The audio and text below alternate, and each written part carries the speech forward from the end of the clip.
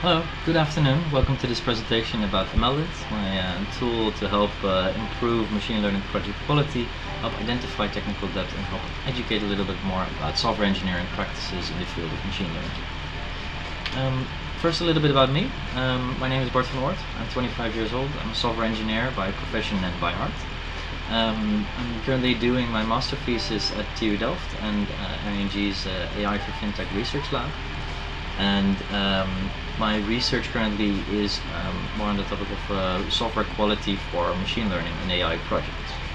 So to give you a little bit of a run through on what I've been doing throughout my research, in the first 2 months I mainly analyzed the prevalence of code smells in machine learning. We ran mllint on a collection of open source machine learning projects.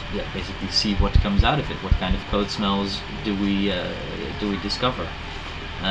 And code smells weren't the only thing we discovered. We also discovered some mismatches and deficits in how these machine learning projects were being managed. And after that, I started looking into machine learning best practices. What are best practices for structuring your machine learning project in such a way that it is productionizable or made production ready? And inspired by that, I started to implement the tool that we're talking about today, mllint, as a machine learning project linter. And to finish off my thesis, I'm now currently writing a software engineering practice paper for the International Conference on Software Engineering. So let me first explain to you a bit about what I will be talking about during this presentation. First, I'll tell you what is mllint. Second, I'll tell you why did we develop mllint, what are some of its goals and what are some of its challenges in designing and implementing it. I'll be giving you a quick demo, and then it's time for the hands-on part of this workshop, which is to try it out on your own projects. Run mllint on your own projects, see what it ends up recommending you, and see whether you agree with it or not. Normally during the live sessions we would have a discussion and evaluation of the results that the mllint gives you, but for now we'll for this video recording of it, we will just skip it instead.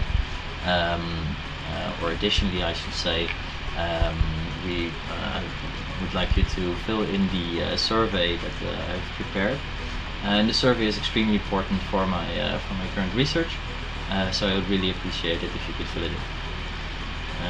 It doesn't take very long either. The 20 minutes is more to give you a bit of extra time if you need it. Alright, so let's get into it. What is mllint? Well, mllint is a command line utility to run from your terminal to evaluate the software quality of machine learning and artificial intelligence projects.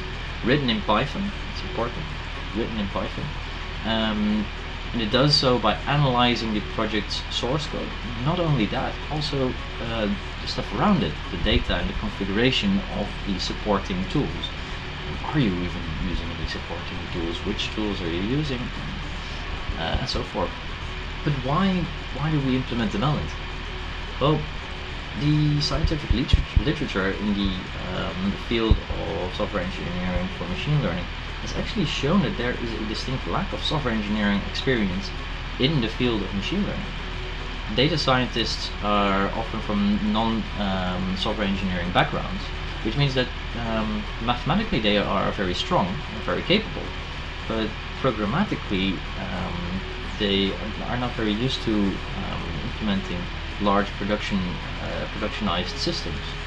And this software engineering experience, and the software engineering actually focuses on how do we transform a piece of code that just runs on my machine, to say it like that, and move it into some kind of a production system where it can run continuously and can take requests from anyone in the world. And nowadays we see this in that there is a new emerging field of research, the software engineering for machine learning research. It's quite recent, it has only been up for the last few years. And I've also been a part of that research. As I said before, that paper on the prevalence of code smells that we submitted to the first workshop on AI engineering we found some other peculiarities besides just code smells. So one of the things that we found was that code duplication is common, but also that dependency management in these projects is often done in a bad way. Particularly, we noticed a lot of these projects making use of pip freeze in order to make a requirements.txt file, and that is problematic, and it can severely hurt your reproducibility and maintainability. Specifically, even in that research we had 74 machine learning projects, of which 32 of them we could not just install them without making some changes in the requirements.txt. And yeah, we don't want this to happen, of course, to projects that really need to be productionized in a large company such as ING. So this made us realize that code smells, they only give a small part of the bigger picture. We need a more holistic approach to code smells in order to also catch these dependency management issues. So instead we coined the term project smells, and project smells are basically deficits in how a project is managed at a project repository level. So mllint has a few goals. mllint aims to help with creating and maintaining production-grade machine learning applications for data scientists and ML engineers. It also aims to help ML practitioners who are inexperienced with the software engineering tools and techniques to explore these and to make effective use of them. And there's a myriad of tools in the Python ecosystem. Try to make sense of them. That's basically what mllint aims to do a little bit for the field of ML, that is. And for machine learning project managers, mllint is also a useful tool to assess their machine learning project quality, and not to be able to say, well, we're doing this good on our machine learning project, but rather to find out what aspects of your machine learning project you might need improving on. Now, there are of course also a number of challenges in designing a tool such as mllint. First of all, it is rather difficult to find machine learning project best practices, and actually I'm not really saying that right. There are definitely software engineering machine learning project best practices out there, but many of these practices that you find in literature and SE for ML, but also Google's rules for ML, you'll find that they are relatively high level. They say use static analysis, and that's fine, but which tools do you use? There are several other of these practices which make it difficult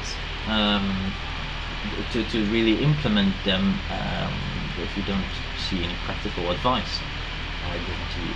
So this is also the kind of challenge that mllint tries to overcome, is mapping these higher level best practices to actual practical advice, tools that you can use, usage of those tools, techniques that you may want to employ in order to improve the software quality of your project.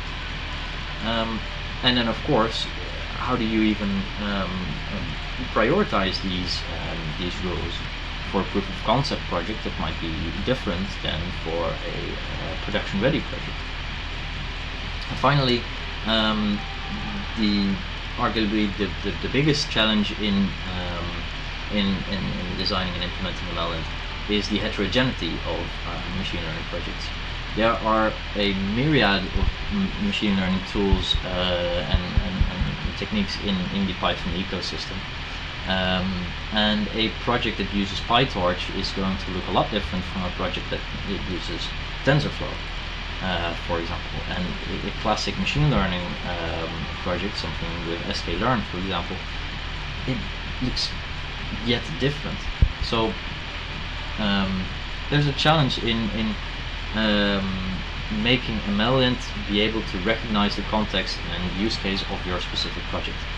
Therefore, I must note, mllint also can have the tendency to be a bit opinionated, and it may not always recognize your full tool chain.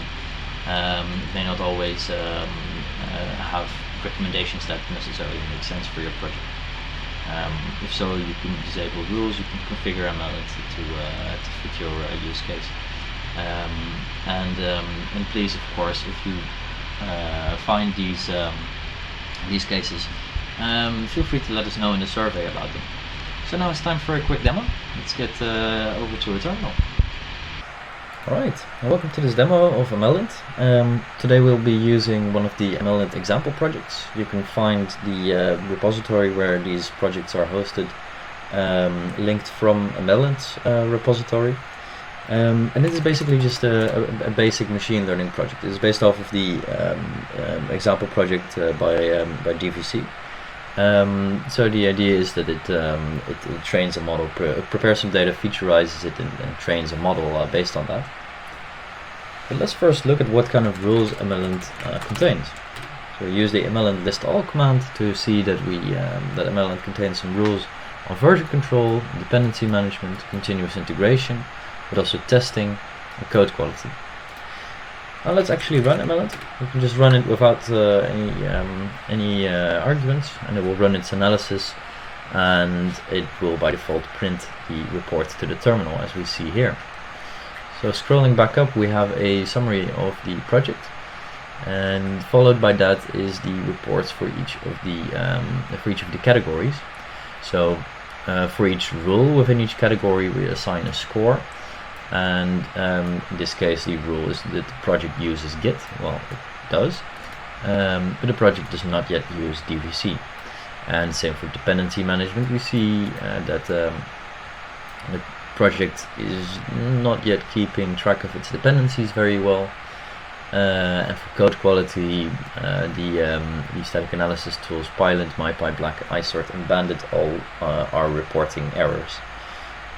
So there's a lot to still fix about this project. Also that the project does not yet have tests. And you might notice that there is a weight column here, and that all of the weights are 1. That's correct. We currently are still researching what weight each rule should have, and what weight each rule should have for different kinds of projects in different stages of their project lifecycle. And there's also a slug here at the end of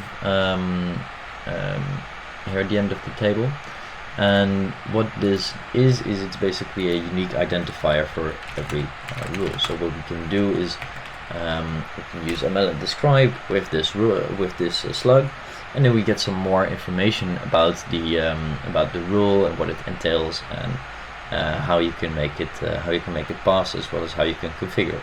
And this documentation is also available online on the mllint website. It's the exact same documentation. So if you prefer to see it on a website versus in your terminal, then use the website. It's equivalent. Now mllint can be configured in two ways. There is either a .mllint.iml file, or you can use the pyproject.toml file to configure your project. We can use the mllint config command to see the current configuration, and the current configuration basically now is the default configuration. You don't need to specify necessarily everything in this configuration, just the parts that you would like to change, if there are any such parts. Alright, so this was a quick demo of mllint. I hope you enjoyed it. And now it's time to try mllint for yourself. It's quite simple. There's 3 commands that you need. First, pip install -u mllint to install it. And -u is just to make sure to upgrade if you already have mllint installed. Then you change directory to your project, and then you simply run mllint. And mllint can be run without arguments, without configuration. If you decide that you want to export your mllint report to a external file, and that is possible, just use the -o flag with the file name. And mllint produces markdown output, which it renders nicely for you in the terminal, but it can also of course output that to a file. Should you then still wish to see it beautifully rendered in your terminal, use mllint render with the file name. That's about as simple as it is. So good luck! Alright, welcome back. I hope you had a good experience with mllint. If you did, or if you did not, either way, let us know through a survey. We'd love to hear your responses, and it's really useful and important for my research as well. And you may help to shape the next generation of machine learning project analysis tools and productionization helpers.